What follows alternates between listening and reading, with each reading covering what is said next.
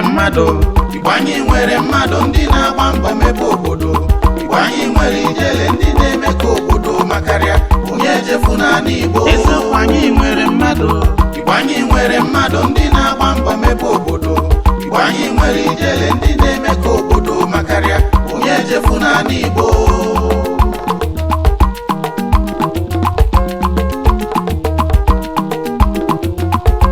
Igbo bụ ijele o, anyị bụ ijele o. Igbo bụ ijele o, nnukwu mmanwụ. Igbo bụ ijele o, anyị bụ ijele o. Igbo bụ ijele o, nnukwu mmanwụ.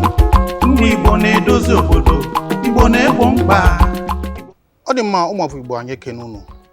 nnọọ n'oge ijele bụ mmemme ahụ ebe anyị na-esi na egosipụta unu ọtụtụ ndị ụmụafọ Igbo dị iche iche bụ ndị a ga-esi na ndụ ha maọbụ n'okwu ọnụ ha mụta ihe. A sị na nwata maara nna ya na maara ndị gboo. Ihe ọ na-ejikwa na-adị mkpa ka okenye nọ n'ụlọ bụ ka e wee kọrọ ụmụazụ na agwọ abụghị ihe ọ bụghị eriri eji eke nkụ. E mere n'ụbọchị tata dịka anyị na-anabata unu n'oge ijele, anyị garuru na isi mmiri maka na ọ bụrụ na mgbe mbụ ọ bụrụ dịka kịta mgbe a na-ekwu okwu first lady onye anyị nọ n'ime ya bụ first lady nke izizi, ya bụ first lady gbara first. Ọ baghị uru ebe ọ bụ na anyị ga-atọ ya bụ ngwugwu atọ, ọ baghị uru ka anyị na-atụ ya mbọ. Ya bụ anyị ga-abịa ka anyị kọọ n'ụlọ ubi onye anyị bịara. Mata na afa m bụ Mike Onovo, oji ọnụ n'oge mmemme a. Ya mere ka anyị ga-anọ n'ihu. Oke nwaanyị, nne m, biko anyị mara ọtụtụ ihe a na-etugwu mana ọ na-aka mma ka onye gburu agụ jiri ọnụ ebo ike. Ya mere ụfọdụ ụmụaka na-amaghị onye bụ, biko ọ ga-aka mma ka i jiri ọnụ kọrọ anyị, kọdaroro anyị ala ka ha mata onye bụ tupu anyị gaa n'ihu. Afa m bụ Uche Azikiwe ni Ewa, ya afa nna m nwa agbọghọ m bụ Ewa, onye Afikpo. Alụrụ m ọrụ na mahadum Nsụka UNN wee lụọ bụrụ prọfesọ. Abụ m onye otu Knight of St. Paul's, nnụzia di wee nụọ Nnamdi Azikiwe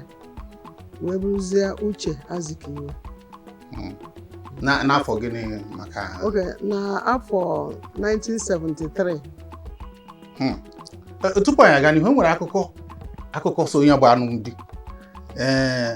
maka ịmago na onye a na-anọghị n'ebe e nụrụ ozu na-abụ ọchọ igwe site n'ụkwụ. Akụrụ koto nke akụrụkoro nke biko kọrọ anyị etu o si bido, maka akụkọ bụ na enwere otu nwa agbọghọ mgbe ahụ gbakọta egwu isi wee gharịa nna anyị kwụzi wee sị mba. Biko kọtụrụ anyị etu o si egwu ka iji gbata ya, kọtụrụ anyị ka anyị mara. Abụ m onye igba egwu na-adị mma, ọ na-asọ m, ọ bụrụ naanị nkwa ụmụ agbọghọ, egwu niile. Nna m bụ onye uwe ojii, so ọ n'ime police barracks ka a nọ zụọ anyị ruo na nna m retire. Nna m nọ n'ọtụtụ nwunye, mụọ ụmụ ya, be anyị na-agba ọkụ, ụmụaka eju ebe niile. So ada nna m bụkwa makwa ete egwu, so ọ dị ka ọ dị na-agba anyị. So oluzie ka nna m lụsịrị ọrụ wee na, so ihe ọbụla gbasaziri igba egwu nkwa ụmụ agbọghọ aga m eso. Ada m nna m ga-eso, ya na-abụ onye isi, nwa abụrụ onye nọ n'ọdụdụ. Anyị ma na egwu bụ onye mbido na agba onye ikpeazụ. Ọ ka esi arrange, esi ahazi igba egwu. So ka ndị NCNC bịaziri campaign nwa, agaghị m echetazi mgbe ma 1962 or 61 or 63, 2000, I'm sorry. Anyị gbasịa egwu anyị nọ, onye ezigbote ọyị nna m ga-represent ndị Afikpo mgbe ahụ, Chief Nnachi Enwo, ya bụ onye na-represent Afikpo. Mụrụ m etu fasike politikal ebe Afikpo nọ, etu ọra. so oyi papa m Chief Nnachi Enwe jesizie meeting nata ya na papa m kpasịa ọzọ na-emezi papa m kpọọ mụ na nwanne m nwaanyị si na Nnamdi Azikiwe onye president oge anwa si na ọ ga-enye scholarship to fu onye na ndị gbalụ egwu then ọlụ to fu onye kwa na ndị gbalụ egwu anwa. Nwanne m nwaanyị ejego teacher training oge anwa na-akụzi nkụzi ewelu my sister bụrụ onye nyere ọrụ na Lagos mụnwa bụrụzi onye a sị na a ga-enye scholarship ije secondary school. Chief Nnachi Enwe bụ onye dum wee bịa Nsụka wee handizie m over to Nnamdi Azikiwe anọ n'afọ ise ebe a. I can still recall that ka edulu wee je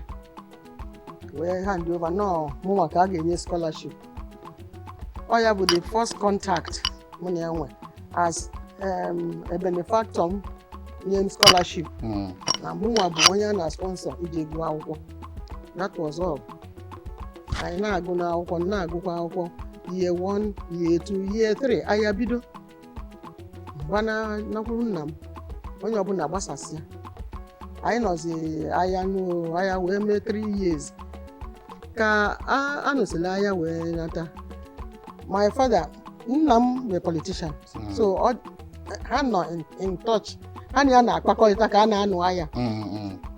mana ekwuzie na asị na Zik na ha na-eji ifu Zik mgbe sị na m ga-eso ebe ọ bụ onye na-azụ m ebe ọ bụ na ọ nọ nso ma papa m ma the two friends anyị ncha niile solu jee Mbaise n'ebe ọ nọ na Mbaise mụrụ ma ọ nekede ọsọ wee lụzogo m anyị jee fụsị anya na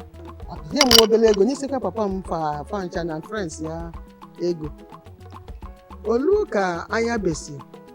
wee sị na ndị niile onye scholarship ndị ka na-achọkwa ego continue n'ebe ha kwụsị ya dị ready complete the scholarship. Onye etu ozi welo papa m wee kwuo of course aka ma nrọ ndị my father bụ a disciplinarian nke anyị na-agba ọsọ imesi n'ụlọ pụta ebe ọbụla anyị gbagara so ọ bụrụ nke maka many of us girls lụrụ di oge anwa ụfọdụ nụọ ndị amị ụfọdụ nụọ ndị nkịtị ebe anyị na-agbagasị ọsọ so nsị anyị na m ga-anachiekwa azụ ma m chọrọ ije egwu tọpụ maka 3 ka m gụdebere anyị wee rapụ ahịa bụ ebido wee rapụ Nsụka mana ịbịabazi Nsụka bịa kọntinue ego adịrọ nụ nothing adịrọ ya nwasịgo na ọ ga-akwụ school fees ọ kwụọ school fees bịakwa na-achọkwa ife na nwesị na m ga-ejezi na Sharon Holy Child Secondary School dị na Abakaliki dị nso be anyị o nwere anything gbasalụ marriage fama bụ na ọ na-sponsor m ka m gụọ akwụkwọ o wee zikwa ozi si kedu ife m ga-like ime after secondary school mgbe na achọrọ m ịbụ ya nurse ozi lukwa anya ntị na nchọ ịbụ ya nurse. Ọ dị nka na that 1970 ebidozie na communicate my father nweta adres ya abịazie o send school fees ndị leta kene anya mana before just ndị a na were my school fees ebe a there's no other communication mana after the wars mwe adịgonu mature isi onye anwa daalụkwa na-enwetakwa m ego fees m so oge nsi nọ nursing ka m ga-eme achọrọ m ịbụ a nurse si okay ya ga-send him to maka younger sisters ya ofu na ji ya na ya o send about 3 or 4 so many ndị ọzọ to London to do nursing ma nga like ije London n'ime obi m si a na-ajụ m ajụ nwere ya tiri mmanụ aṅụ n'ọnụ osi mba yes na nga like ije maka echebu nnọọ dịka Mata Hospital anyị nwere Mata Hospital n'Afikpo a very good hospital in the good old days. Eastern region niile na-eje for treatment na Mata Hospital Afikpo, Mata Misericordia Hospital Afikpo. So oge asị ekputezili London ọ bụrụ Mata ma ọ bụ any other one mma si na ọ magbuo onwe si yes na m ga-eje ma ya bụ na nursing ahụ. So 1971 nnenesie my WAEC pụtazia na-echezinu ka njezie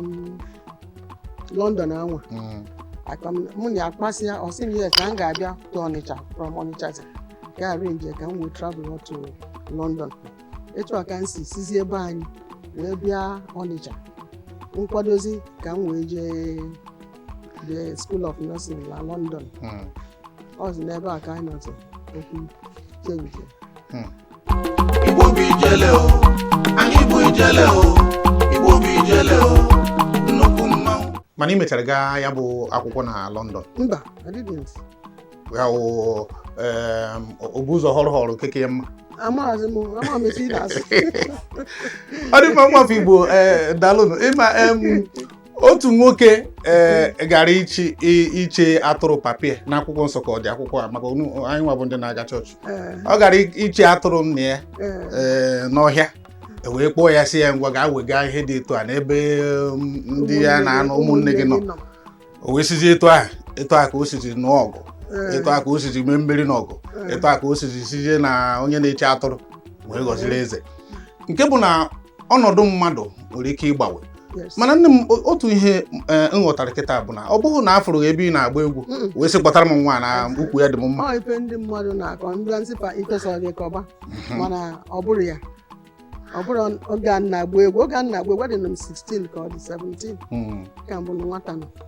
Nwata mgbe ahụ o tochakwa na nwata etochakwanụ maka etogo m quite alright mana ọ bụrụ onwere oge ihe dịka alụmdi na nwunye gbatara from that 1960 something to 73. Ya nwere mgbe ahụ ọ nọ nnọọ na-eme ịzụ n'akwụkwọ ịbụ nna. Dịka nna na nwa. Yes. Ọ dị mma. Ụmụafọ Igbo nna ha nọ ụmụ agbọghọ na-abụ nna ha kwetara ka ha jiri ọnatarachi ha eme ndị mmadụ obi ụtọ. Aga na-agba anya bụ egwu ofu onye gbata ọrụ bekee wee nye ọrụ ofu onye wee gbata ịzụ n'akwụkwọ. Ahụ nze Chineke. Igbo bụ ijele o, anyị bụ ijele o, Igbo bụ ijele o, nnukwu mmanwụ. Enwere etu si buru n'obi, nwere mgbe a nọkọtara ịma na enwere etu ọ na-abụ elekọta anya, enwere etu a na akpakọta nkata uche ya agbawa na ọ dị ka nwere ihe. Kedu mgbe o ruru ọ dịghị ka a ga-asị na ọ dịkwa ka ọ gbawa n'ihe ọzọ ka ọ gara gbawa m? Amara m obi nwatakịrị onye dịka Ziki ka gịnị a na-akpa that is dịka nna. So o nwere oge obi m ji gbata anything and o nwere oge o ji nnọkọta mee any sign amaghị m etu m ga-esikwa ya na ọ dịkwa ga-ije dị agha na ọ dịka ga-agazikwa etu a until that 73 njezi Ọnịcha si be anyị jee Ọnịcha. Ka m nọzi ka a na-akwado egwu m ekwedunu m na-ajụ kedụzi ha alfa a ka akwadobesiri ife nwa. Uche m bụ nnọọ ọ kwadobesie o mee ka mgbalụ jebe m mana o nwere oge etu isi wee jụ ọ sị achọrọ m ịnụ gị. Ya na gị wa ka ọ gakwutere kpọmkwem gwa. Ọ bụghị na ọ gwara nna gị ma ọ bụ o ziri nna m nọzi n'afọ Igbo nwa na Ọnịcha. Ọ sị m achọkwanụ m ka m nụọ gị ọ mara m etu esi tinye. Nne m gbachiri akwụfụ ka ị na-ekwu ha. Yes. Erutere m na mgbe ahụ ọ bụ na mgbe nke nne m ha na ọ na-abụ a na-agwa nwa agbọghọ okwu ọ na-eme etu a. Yes. Dịka ị na ha asa ihe a kọtụrụ anyị etu ọ dịghị mgbe ahụ etu isi. Uche m bụ na ọ ka m jee obodo oyibo jee mee nọọsịn ebe obi m dị ọ ife m ji rapụ be anyị wee bịa Ọnịcha and onye a bụ onye nna afụ dịka nna. I'm sure ọ tọrọ nna m atọ. And then ọzọkwa o nwere ebe olulu mụ na ya nwa so na police barracks ya na president Nigeria ama Zik of Africa onye na-amara ya afọ agodi and so on. And onye ya na nna m na-akpakọ ndị politics. So oge o kwuru enweghị m ike ịlọta how to make the statement mana eme otu o kwutere okwu ọnụ nsị ya mba na achọrọ m ka m jee mee nọọsịn a. Otu a ka m si zaa ozugbo the first time ya ajụrụ m outright ọ bụrụ dị nke ka eme argue because uche m agara nke ịlụ di then uche m bụ obodo oyibo anwa akwadosigo obi m na London London then mmadụ ije London so wee si mba na nchọ ka nje mee nọọsịn godi ọgbachikwa nkịtị anyị oyisizie natakwa Ọnịcha I can't recall mana o nwezi ife si wee mụ amụrụzi kedu ka esi asụ ya o nwere ka ndị Igbo si ekwu ya na that is ife nwa tụgharịzịa ọnọdụ gbanwezie ife niile abụrụzi ka mụ nwa si elobi ya so on so ikekwa bụ na enwe ndị gwara gị okwu onwere ịnọkọtara n'obi bido na-agbanwe na ọ dịkwa ka okwukwakwanye ọzọ ịmana anyị nwa bụ ụmụ nwoke ofe onye sị na anyị bụ ọchụnta ihe ọ bụla obi anyị dị n'ime na ọ bụ na bụ na-agakwa tutu na enweta ọ ga-abụ ya ị na-anya onye dịka Zik ndị anya ọ na-adị ka asị na ọ dị mkpa asaa ụdị karịrị ebe niile kedu etu ọ dị maọbụ kedu ihe ị ga-eche na ị mere maka ebe ọ bụ na ọ bụghị sọsọ na ịgbara egwu enweretara ihe agadi nwaanyị furu na ya bụ ọkazi o ji baa n'ime ọhịa ọ bụrụ sọsọ ọkazi ka ọ hụrụ kedu ihe iche na ọ hụrụ n'ebe ị nọ mana mgbe gị na ya biwere enwere mgbe a na-akpawa nkata dị agha asị na ọkwa ihe aka m hụrụ maka ịchụkwa m ihe m hụrụ n'ebe oriakụ m na amakwa m nke a ka nna ajụ ọkwa nke a ka nna nwere ike ịchọpụta gịnị dị bụ ife nwa adịrọ nka ọ dị mma mgbe ị mechaziri kweta wee bata kedu nnabata ezinụlọ ya nyere ọ bụ eziokwu na ama na mgbe ahụ nwoke na-enwe ikikere n'ebe ezinụlọ ya nọ ihe o kwuru onye ọbụla mana mgbe ụfọdụ a na-enwekwa ndị ekwe ndị ihe na kedu etu ezinụlọ ya ndị ọzọ si nabata gị ọ dịrọ nke onye dịka Zik bụ onye ezinụlọ ya ga-asị ya decide ya bụ na mmadụ ịgbagha ya okwu ịgbaghalị ya okwu mba o nwegodo onye gbaghalị na ọ dị nka ga na-agbaghalị ya n'azụ nwere onye pụtara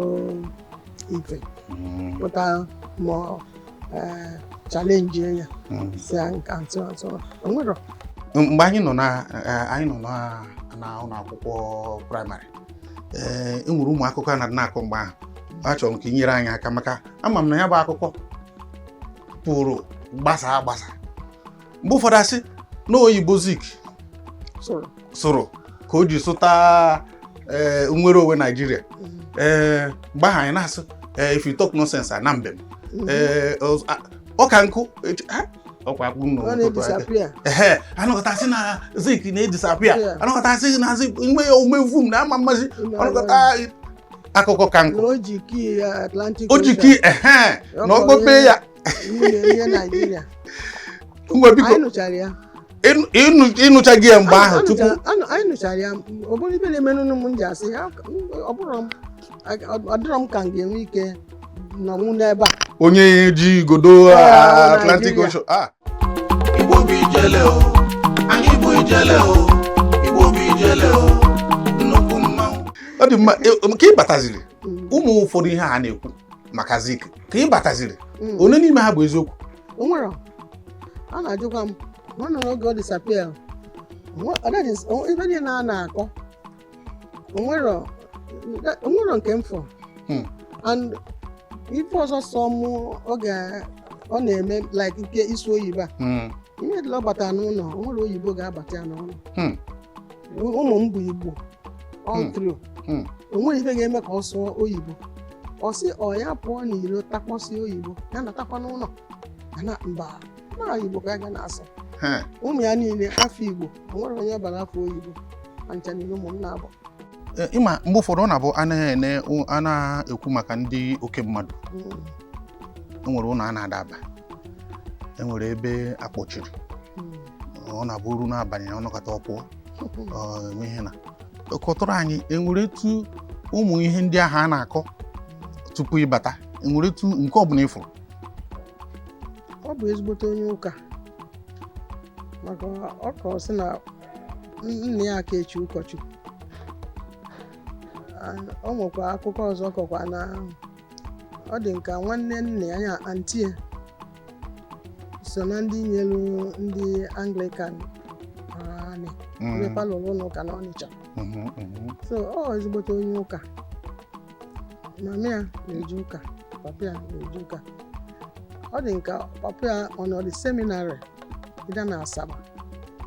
before asị na a na-achọ ndị ga-eje lụlụ lugard, ndị ga-anọnye ọlụ lugard. Oge fa kretiz na lugard baganụ ewee chọta papa ya maka papa ya dị smart. So o nwere ihe dịka ụmụ ife a na-akọ nke a mee nke mere mfọ. Mana ọ na-anụ ụmụ akụkọ ha na-akọ maka ya. Ọnụcha kedu etu ọ na-esi eme ha maka ọ dị ka m pụọ kịta asị na m gburu agụ na m mere nke a m natakwa anụ m eme kedu etu ọ na-esi akụkọ nke anwa gasịgo mana after the wars ka mụ ya nọ so oge anwa ọ dị nke ụmụ akụkọ anwa niile ekpofego. Ọ dị mma maka ama mgbe aha anyị pere mpe a na-eme NPP na NPN ndị otu maka amụ onye mechi ọkụ n'ọnụ ji m obodo bụ onye mechi so mgbe aha a na-asị na ji m obodo bụ nwa Zik imekọtakwa m Zik ihe maka na bịaziri fụzie ji m n'anya fụkarịa ya asị nọọkwa Zik gụnyere ọfọ n'aka ụdị ịhụnanya ahụ politiks ka eji nke anwa wee na-eme politiks na ọ gụnyere ebe nwa n'aka ọ na ha bụ na pati wee sị na onye a ga-abụ gọvanọ ọ ga-akwado onye pati rọpụta. Ọ dị mma a na-eni nwoke n'iruru maka na a na-eni nwoke n'iruru ya bụ na ụdị na enweghị etu mmadụ ga-abụ dịkarịa ndụ kpatakarịa akụ mekarịa ihe ka a ghara inwe nke fọrọ afọ. Enwere ụmụ ihe dị agha iche na o mefọrọ ọ kara ịchọ na ọ bụrụ na ọ dịro gawa ụmụ ihe ọ na-atụ anya ọ kachasị n'ebe ebe anyị bụ ndị Igbo nakwa Naịjirịa dị. Enwere ụmụ ihe ọ na-asị na ọ bụrụ na nke a kakwa n'ikwe. Ekwe m nghọta na Afrịka niile gafeela Afrịka onye ọbụla bụ n'uche nọ Nnamdi Azikiwe ga-abụ onye ọchịchị izizi na Naịjirịa maka mbọ ọgba mana ọ bụ onye nwere anya ukwu nke ịtụ anya maka onwe onye ọ ga-abụ ọsọ ọ bụ na ọ bụrụ mụ bụ prime minista nke izizi ịma na Naịjirịa gbasara maka akụkọ a na-akọ bụ na ọ sịrị onye a kama okwu ga-ese kọtụrụ anyị ọnya bụ udo anwanụ ọ bụ onye udo eziokwu na ọ na-agba mbọ mana kama ịgba mbọ ga-eweta ịghafụ ọbara ma ọ bụ imebi ife anwa ọ na-anụrụ ọgụ ya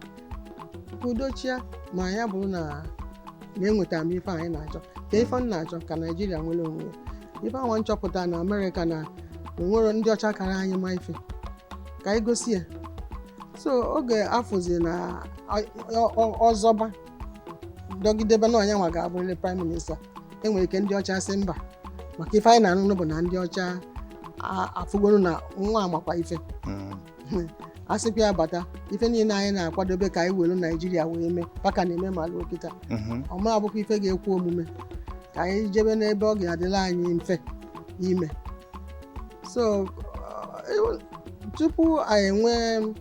that independence o nwere clip ya radio news evangelist na I don't care whether ma ọmụnwa Zik bụ president prime minister ka ọ bụ Awolowo ka ọ bụ Tafawa Balewa ife dị ya mkpa bụ ka Naịjirịa nwere onwe freedom for my people. Enwenatara ihe dị iche n'ime bụ nke sọsọ gị na chi nwere ike ịkọwanwu n'uche nke gị na-ebi etu isi madebe kọtụrụ anyị kedu ụdị mmadụ bụ. Even at age of 77 I was 77 emere m 77 years na 2 Sundays ago 4th of February. Ana m adị na-ajụ onwe m ka ife dị etu a si nwere otu m ga-esizi ya maka amarọ m ka m si kọọrọ gị anyị riri nne bụ ndị ụmụ agbọghọ onye scholarships ma ndị Ọnịcha ma ndị be anyị list enwere rekọds ndị ọzụgoro nnọọ ma nwoke ma nwaanyị eriri nne amarọ m etu o si bụrụ m onye bụ akara aka ndị Igbo na-ekwu nwa na-afụ ya nọ akara aka m ọzọ dị ka ibi bụrụ enwere m anya ukwu ife nji si na m enwere anya ukwu bụ na onye si na